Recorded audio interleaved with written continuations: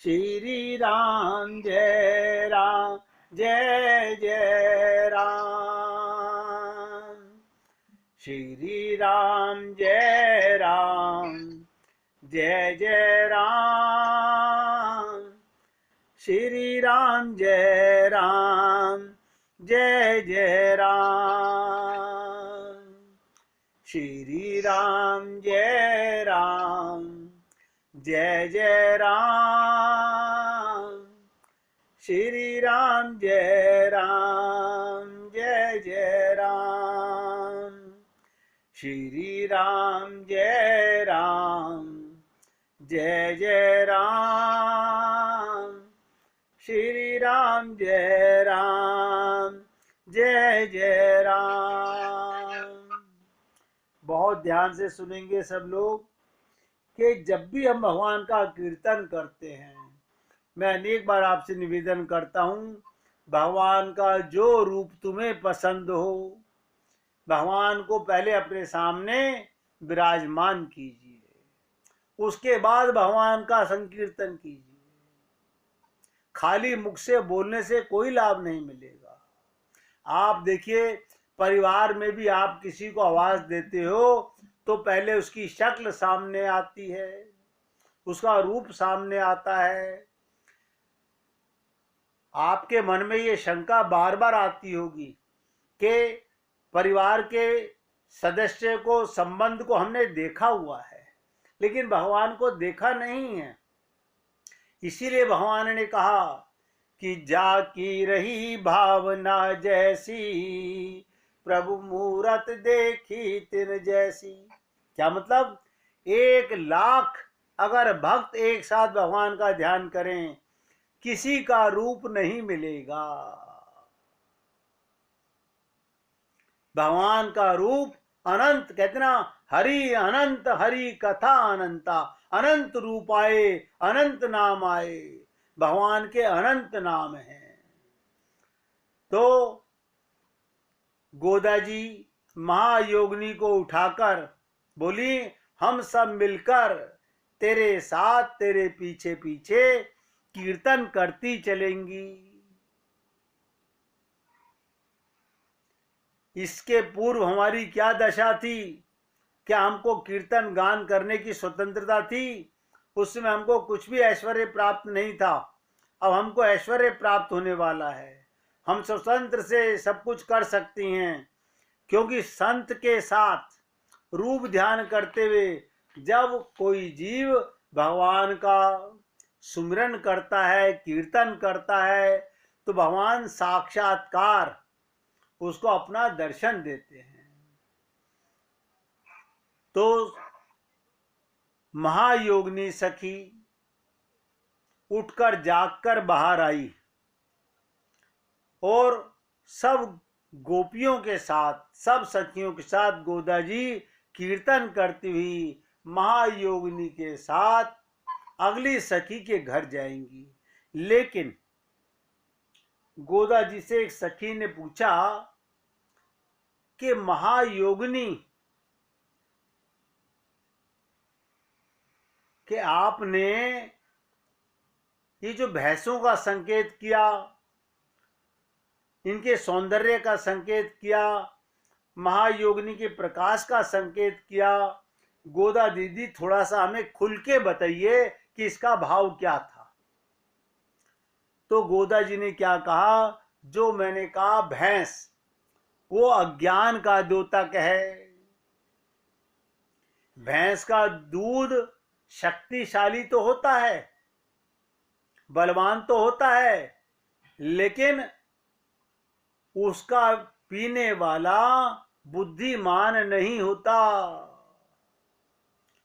अज्ञान भैंस है, और ओस की भीगी हुई घास जो भैंसे चर रही हैं, अज्ञानियों का अज्ञान ही खाता है। अज्ञानी व्यक्ति को उसका अज्ञान ही खा जाता है, क्योंकि वो अपने ज्ञान में इतना अहंकार कर लेता है कि वो अपने को अज्ञानी नहीं मानता। देखिएगा, हम लोग आत्मा होते हुए अपने को आत्मा नहीं मानते, हम शरीर मानते हैं। ये हमारी अज्ञानता ही है। श्री भगवान रूपी सूर्य के सानिध्य में अज्ञान नष्ट हो जाता है।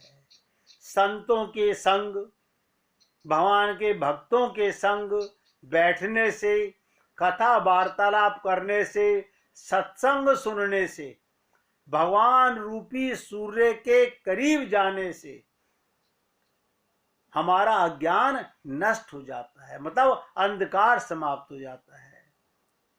ध्यान दीजिएगा, जो जीव भगवान के निकट रहते हैं उन्हें अज्ञान नहीं सताता।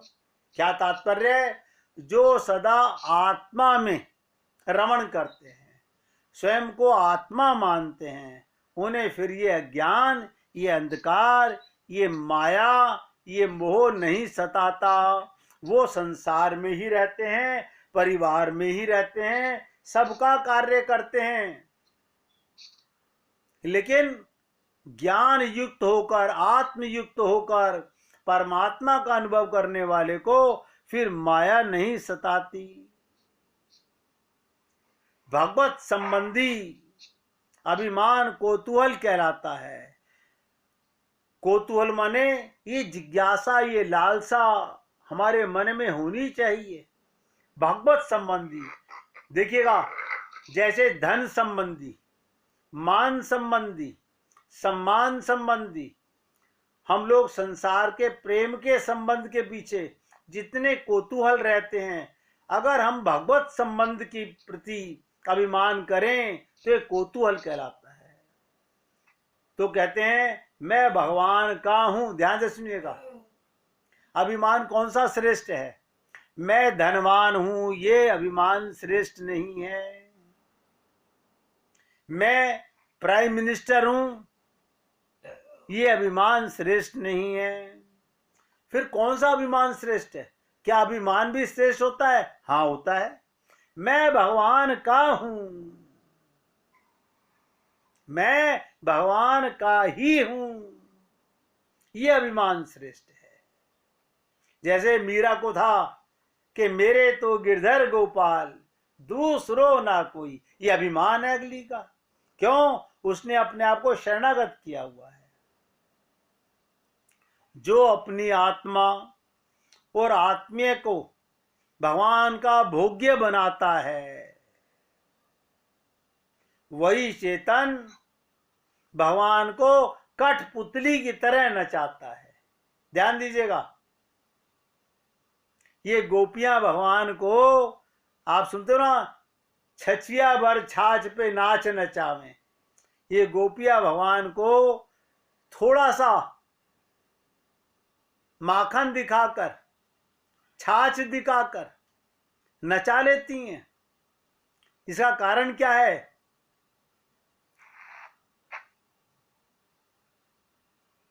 अपनी आत्मा और आत्मीय को भगवान का भोग्य बनाता है, मतलब अपने को भगवान का ही अंश मानता है। मुझे कई बार बड़ा ताज्जुब होता है कि इतने वर्ष हो गए हमें सत्संग सुनते हुए, लेकिन कई बार यह भी मन में आता है कि अनंत जन्म हो गए माया में लिपटे हुए। हमारे को प्रकाश के संग में आने में फिर अंधकार का संग सताने लगता है। और क्योंकि हम ज्यादातर संसार में ही अपना मन लगाते हैं, तो हम पर माया ही सदा हावी रहती है, अज्ञान ही सदा हावी रहता है। अन्यथा जब एक बार हमें अपना परिचय ज्ञान हो गया कि मैं आत्मा हूं और आत्मीय को भगवान का भोग्य मानता है, अब अपने को भगवान का अंश मानता है, वही चेतन, मैंने कहा वही आत्मा कठपुतली के समान भगवान के विनोद की वस्तु है। भगवान को जैसे चाहे नचाता है।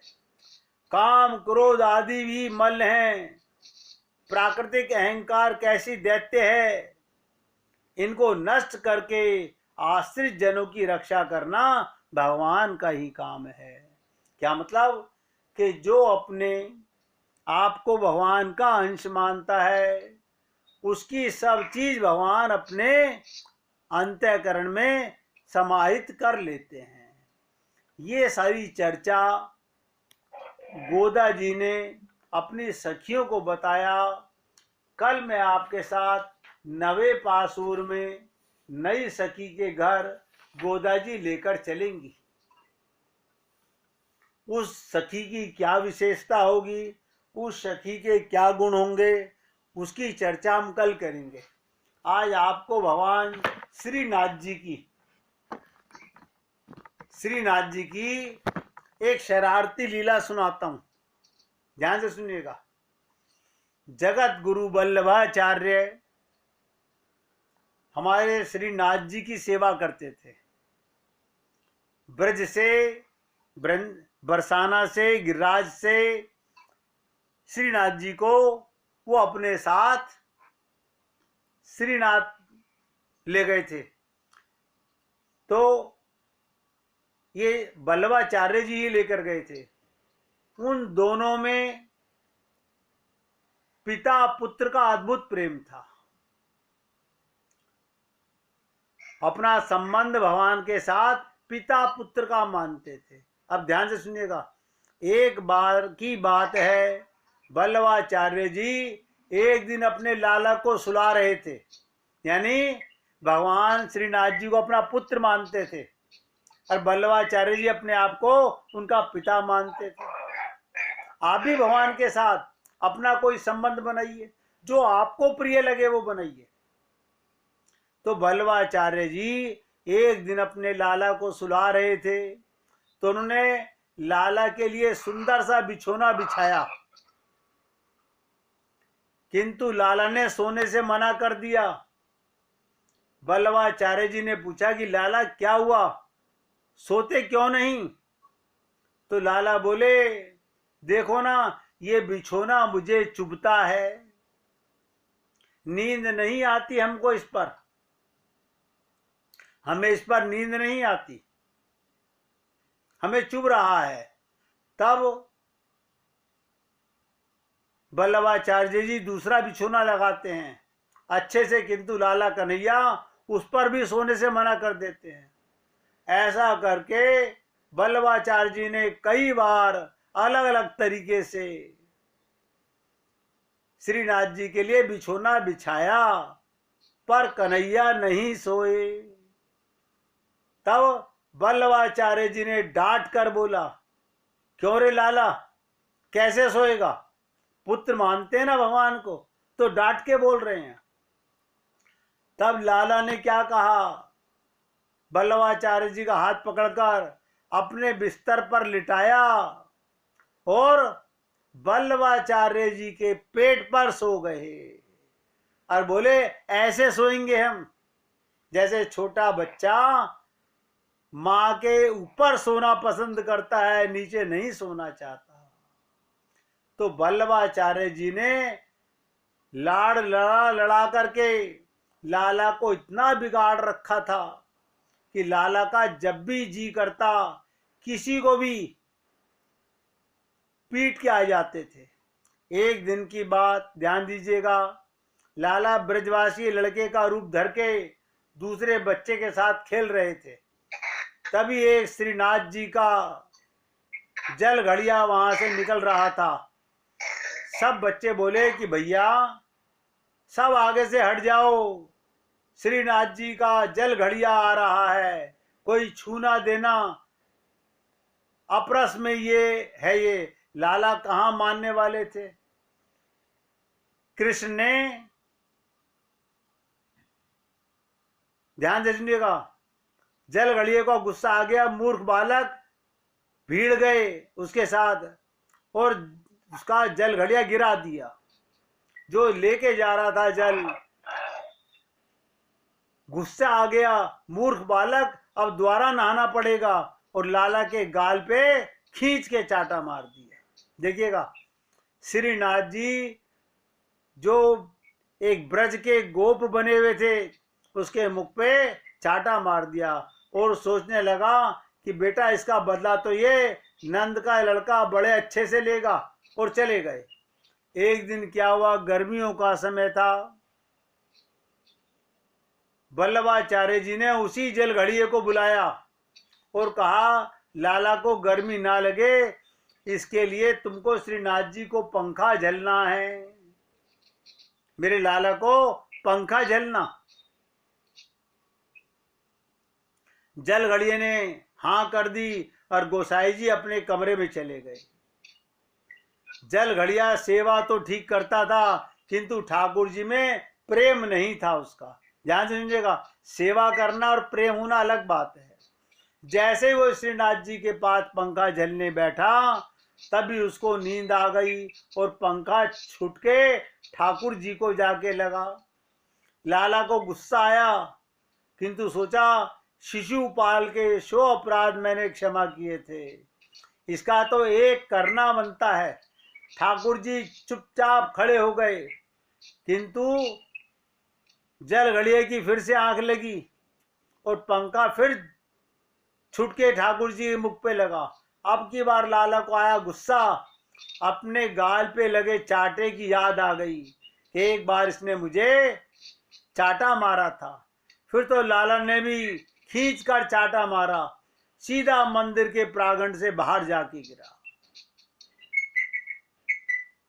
चिल्लाने की आवाज सुनी तो वल्लभाचार्य जी भागे भागे आए और देखा कि वो सेवक अपनी गाल पे हाथ लगाए कोने में बैठा है।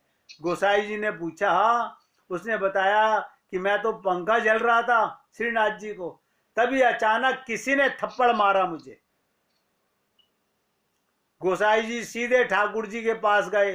अब पूछा, क्यों रे लाला, तूने मारा उसको? वल्लभाचार्य जी जानते थे।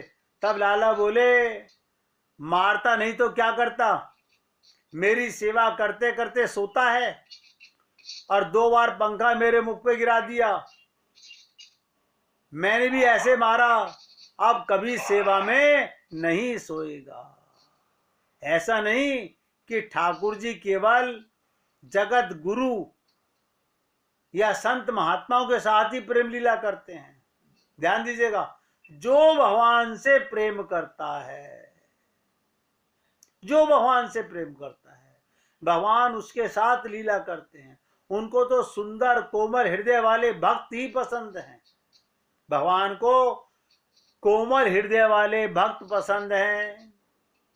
जब राजा राम जी मिथिला गए तो वहां की गोपिकाओं ने, पुरुषों ने, बच्चों ने सुमन वर्षा की थी, और जब कन्हैया मथुरा गए तो कंस को मारने तब भी मथुरा वासियों ने सुमन वर्षा। सुमन वर्षा का अर्थ केवल पुष्प नहीं होता, ध्यान दीजिएगा। बहुत से लोग ऐसा समझते हैं कि सुमन वर्षा का मतलब पुष्प वर्षा होती है। ये क्या होती है सुमन वर्षा? सुंदर मन, उसी से ठाकुर जी इतने प्रसन्न होते हैं। इसीलिए मैं बार बार आप लोगों से निवेदन करता हूं कि भगवान को अपना मन अर्पित करो। इसलिए सभी भक्तों को निवेदन करना पड़ता है कि बाहरी आडंबरों को त्याग कर कोई भगवान के साथ छल कपट मत करो, कोई दिखावा मत करो। भगवान तो आपकी प्रत्येक लीला पर रिझ जाते हैं। भगवान को तो आपकी प्रत्येक लीला बहुत पसंद है। बस आपके मन में छल कपट नहीं होना चाहिए। जब व्यक्ति के मन में छल कपट होता है तो भगवान को वो प्रिय नहीं लगता। इसलिए आपसे निवेदन करता हूं कि जितनी भगवान की लीलाओं का हम बार बार चिंतन करेंगे, आनंद लेंगे, उतना ही हमारे मन में भगवान की लीलाएं बढ़ती चली जाएंगी। देखिएगा, जब भगवान श्री कृष्ण राधा के साथ वृंदावन में लीला कर रहे थे, उस समय एक लीला बड़ी प्रसिद्ध है, आम तोड़ने की लीला। क्या है? आम तोड़ने की लीला। कुंज में आम तोड़ने की प्रतियोगिता होती है। एक बार ललिता जी पहले कुंज में आम तोड़ती हैं, तभी श्याम सुंदर जी वहां आ जाते हैं और आम तोड़कर ललिता जी के ऊपर फेंकने लगे। ललिता जी को गुस्सा आ जाता है। ललिता जी सखियों से बोली, सखियों पकड़ लो इस श्याम सुंदर को और इसकी बंसी छीन लो। सभी सखियां मिलकर उनकी बंसी छीन लेती हैं।